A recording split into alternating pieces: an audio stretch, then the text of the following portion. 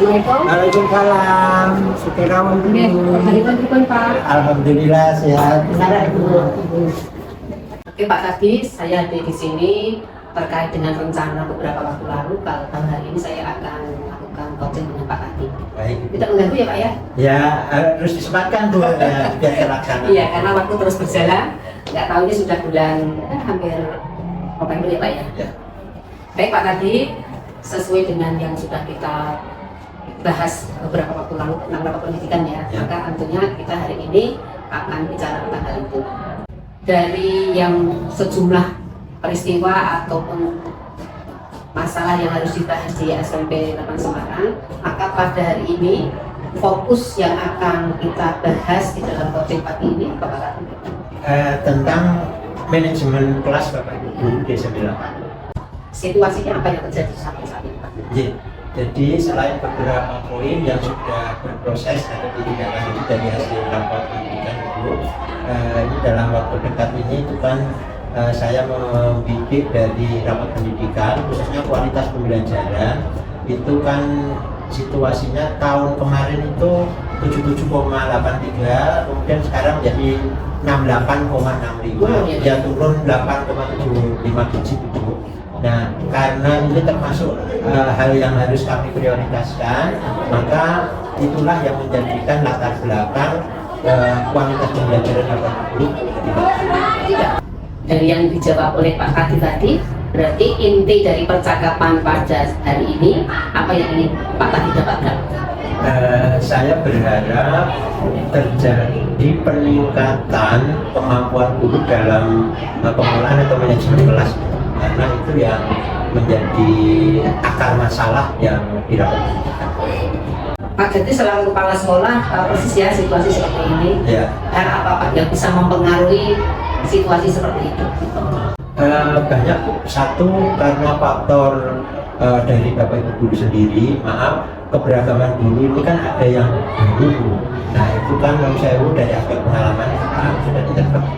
Dan yang kedua, faktor dari tugas lain dari Bapak Ibu.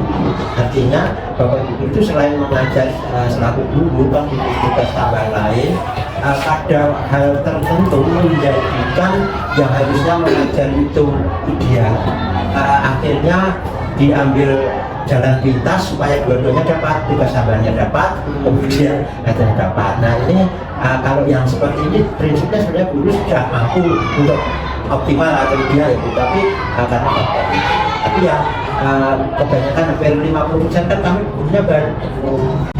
Jadi situasinya seperti itu ya. Nah terus yang setelah Pak tadi bercerita seperti itu, situasi apa yang Bapak inginkan? Saya menginginkan karena pembelajaran sekarang ini adalah mengutamakan kebahagiaan anak, kemudian layanan pada anak dikedepankan, bentuk-bentuk. Kira-kira apa Pak yang membuat cita-cita atau keinginan Pak Kadi itu bisa terwujud?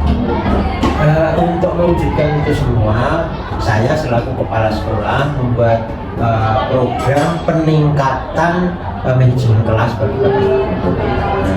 Program itu mencakupi dari mempelajari akar masalah yang ada di rapat dulu Bu. Jadi kami dengan Bapak Ibu melihat itu rapat pendidikan. Kemudian baru setelah Bapak Ibu juga klik paham akar masalahnya, kemudian saya selaku kepala sekolah membuat program yakni melalui pelaksanaan supervisi. Dalam pelaksanaan ini kita awali dengan prasupervisi. Mungkin ada lagi Pak gagasan atau ide yang lain dalam rangka supaya yang diinginkan Pak Kadi tadi bisa tercapai wujud pembelajaran yang menyenangkan kelas.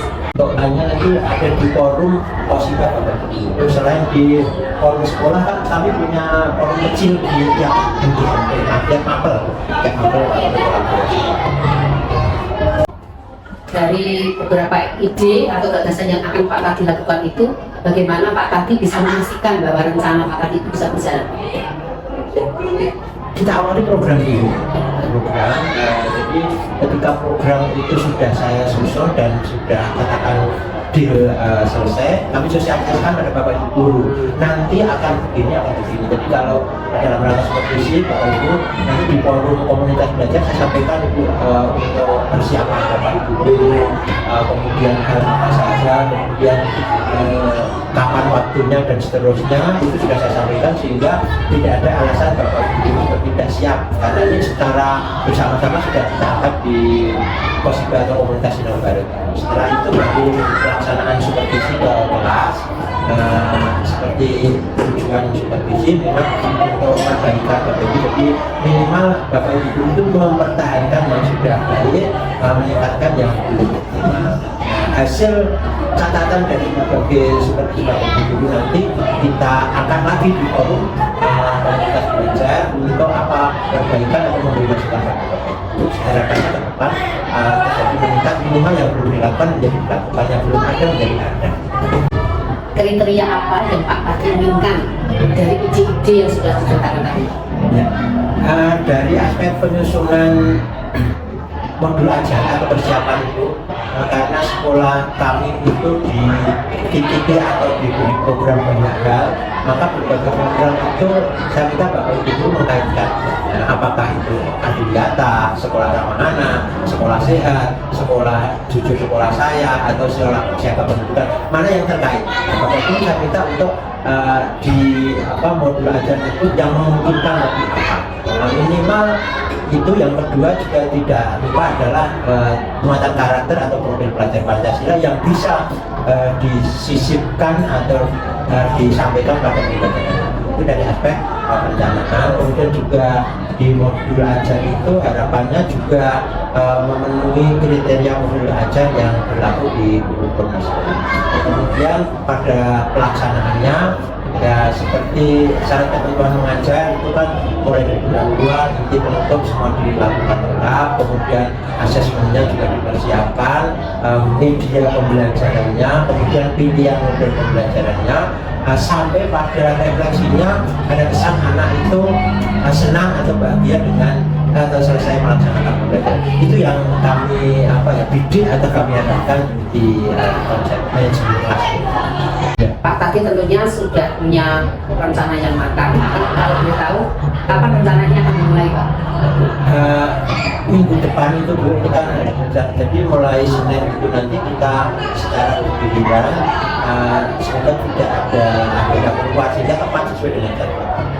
Terus yang akan Pak Tati ajak atau ikut memastikan bahwa rencana Pak Tati ini bisa berjalan, bisa sudah dihubungi atau siapa yang terkait?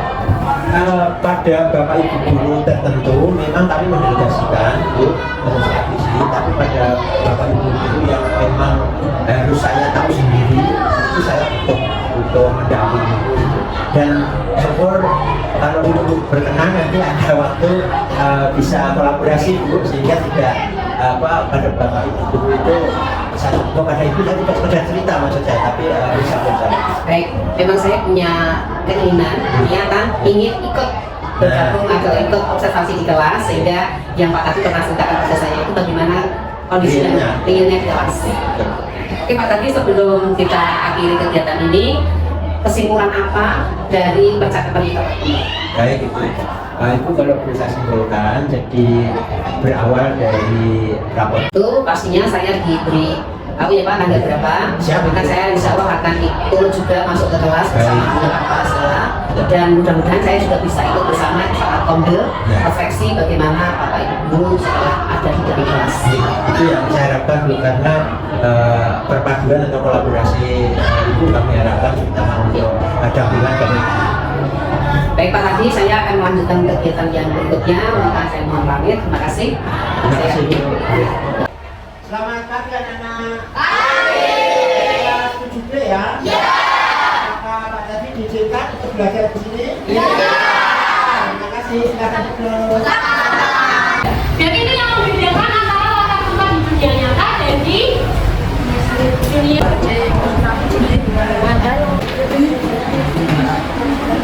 Ya, terkait apa klien?